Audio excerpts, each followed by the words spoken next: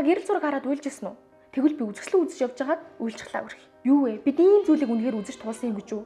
Өнөөдрийн Монголыг эдгээр хүмүүс босголсон байх нэ гэж тэр үзэсгэлэн үзээд бодлоо. Харамсалтай нь тэнд байсан хүмүүсийн би талын таньсангүй. Тэдний зохиол бүтээлийг хийсэн бүтээснийг бид бороо мэтэл мартаж орхиж. Гэтэл ашгүй гэрэл зургууд нь үлдсэн байна. Түүнийг үзэх, эргэн санах, ой санамжаа сайжруулах үзэсгэлэн цаан чинь гарсан байна. За хэний яадаг үзэсгэлэн юм бэ гэвэл Монголын гэрэл зургийн салбарын нэгэн том баг нь болсон Алдарт Гамма агентлагийн үүсгэн байгуулагч цацралтын 3 дахь бие даасан 2 цаг нэртэй гэрэл зургийн үзэсгэлэн Чингис хаан музейд нэгдсэн байна. Энэ үзэсгэлэн энгийн зургуудаас биш харин Монголын ой санамжнаас бүтжээ. Үзэсгэлэн 5 үндсэн хэсэг 3 агуулгын хүрээнд олон нийтэд хүрч байгаа. Ихэнх хэсэгт нь өнгөрснийг сануулгах социализмыг харуулсан гэрэл зургууд, 2 дахь хэсэгт нь энэ нийгмийг бүтээлсэн шинэ мянган руу хөтлөн оруулсан олон хүндтэй эрхмүүдийн хөрөг зургууд, 3 дахь хэсэгт нь социализм хэрхэн нуруу унсан, өөрчлөлт шинжил хэрхэн хийснийг харуулсан. Цэдэн балыг эцсийн замд үзэж байгаа зургаас ахуулаад ардчил хувьсгалын бодит төрхөд өөрчлөлт буй Монголыг ч гэсэн харж болно гэж. Мөн үзэсгэлэнгийн өөр нэг давуу тал байгаа нь та эдгээр гэрэл зургуудаас худалдаа авах боломжтой ба түүхийн эрхмүүдийн зургууд ердөө 5%, үйл явдлуудыг харуулсан зургууд 10-аас 20 ширхэг байгаагийн дээр limited edition гэдгийг батлах тусгаалсан дардастай.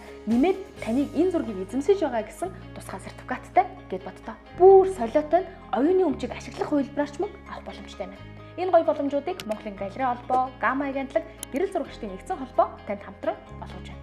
За тэгээд ийм гоё үзэсгэлэнгээс хоцорвоо 7 сарыг дуустал Чингис хааны музейн нэг давхарт байрлаж байгаа бөгөөд үзэхэд бүгдэд үнгүй. Зургал үлддэг хорвоо юм. Тэгээд нарагтай байлаа.